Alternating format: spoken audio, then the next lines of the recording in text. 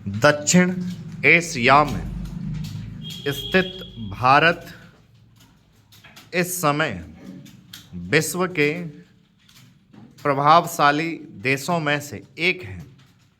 इसके उत्तर में पर्वतराज हिमालय है और दक्षिण में विशाल हिंद महासागर। भौगोलिक रूप से यह जल और थल दोनों से जुड़ा हुआ है। इसके आकार और शांतिपूर्ण छवि के कारण एशिया महाद्वीप में इसका स्थान अत्यंत महत्वपूर्ण है। इस बात से इसके पड़ोसी देश भी भली भांति परिचित हैं। इसके बृहद आकार के कारण इसके पड़ोसी देशों की संख्या भी अधिक ही है। भारत के पड़ोसी देशों में पाकिस्तान, चीन, नेपाल, भूटान, बांग्लादेश, अफ़गानिस्तान, म्यांमार, श्रीलंका तथा मालदीव को सम्मिलित किया जाता है। भारत के लिए उसका प्रत्येक पड़ोसी देश बहुत अहम है। इसलिए भारत का प्रयास रहता है कि उन सभी से उसके संबंध सकारात्मक दिशा में आगे बढ़ें। भारत का सबसे निकटतम पड़ोसी देश उत्तर पश्चिम में स्थित पाकिस्तान है। ब्रिटिश नीति के अंतर्गत भारत विभाजन की योजना के अनुपालन में 14 अगस्त 1947 को पाकिस्तान और 15 अगस्त 1947 को भारत को आज़ादी मिली। जिस प्रकार पैतृक संपत्ति के बंटवारे के बाद भी दो भाइयों में विवाद जारी रहता है, ठीक उसी प्रकार विभाजन के बाद भी दोनों देशों के संबंध तनावपूर्ण रहे हैं।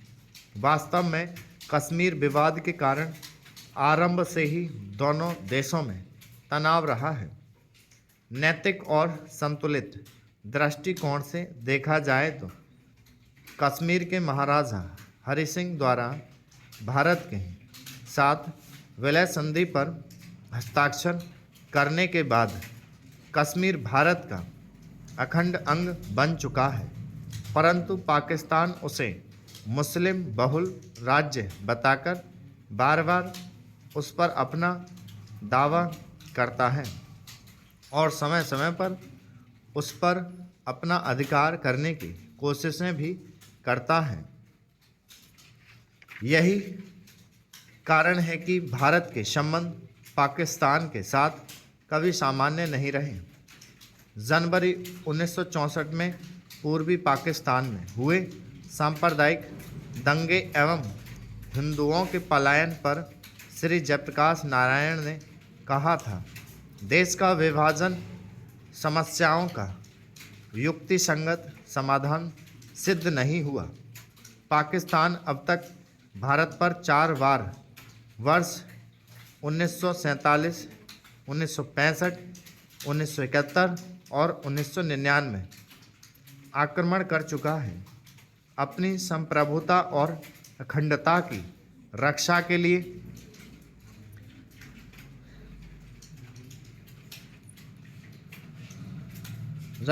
लिए भारत को उसका उत्तर देना ही पड़ता है, लेकिन पाकिस्तान के द्वारा लगातार आतंकवादी गतिविधियों में संलिप्त लोगों को प्रश्रय दिया जाता है। आतंकी घटनाओं में 1999 में भारतीय एयरलाइंस के यात्री विमान का अपहरण करना, वर्ष 2008 में मुंबई में आतंकी हमला, संघर्ष विराम उल्लंघन, वर्ष 2016 में पठानकोट एयरबेस पर हमला, उरी सेक्टर में हुआ हमला प्रमुख है।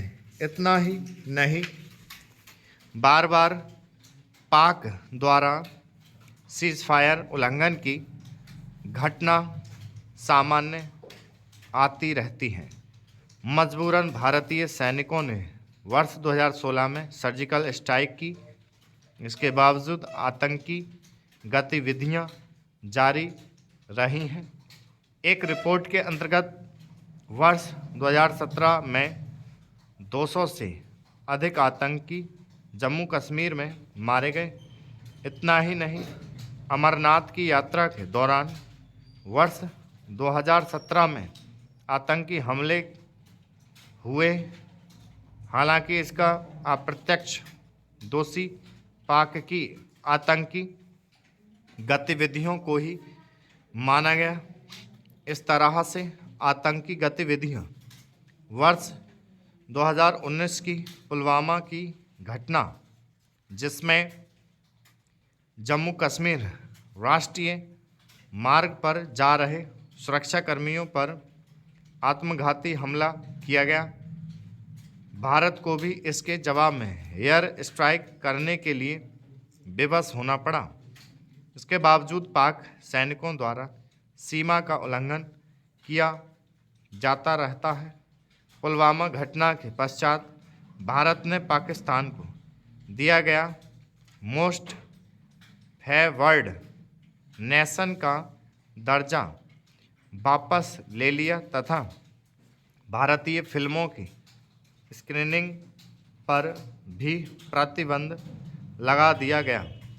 फिर भारत ने जम्मू कश्मीर का विशेष राज्य का दर्जा समाप्त कर दिया।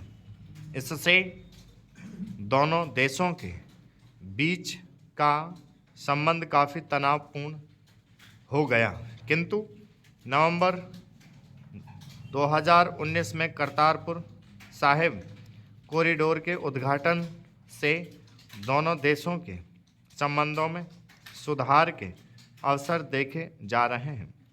किंतु वर्ष 2020 में भी पाकिस्तान सीमा पर सीज फायर का उल्लंघन करने से पीछे नहीं हट रहा है। जून 2020 में पाकिस्तान की हरकतों को देखते हुए भारत स्थित पाकिस्तानी उच्चायोग से कहा गया कि वह अपने कुछ अधिकारियों की संख्या में कटौती करें, क्योंकि ये अधिकारी ISI के एजेंट के रूप में काम कर रहे हैं। पाकिस्तान ने भी भारत से ऐसी ही कटौती के लिए कहा।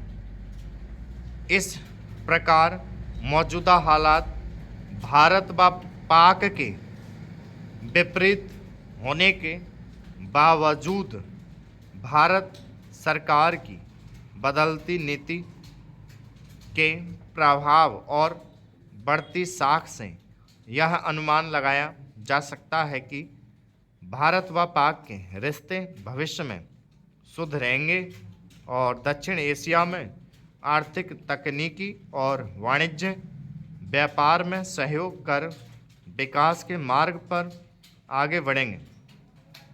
वैश्विक मंच पर दोनों देशों की उपस्थिति से दक्षिण एशिया सहित एशिया में प्रशस्ति के मार्ग खुलेंगे।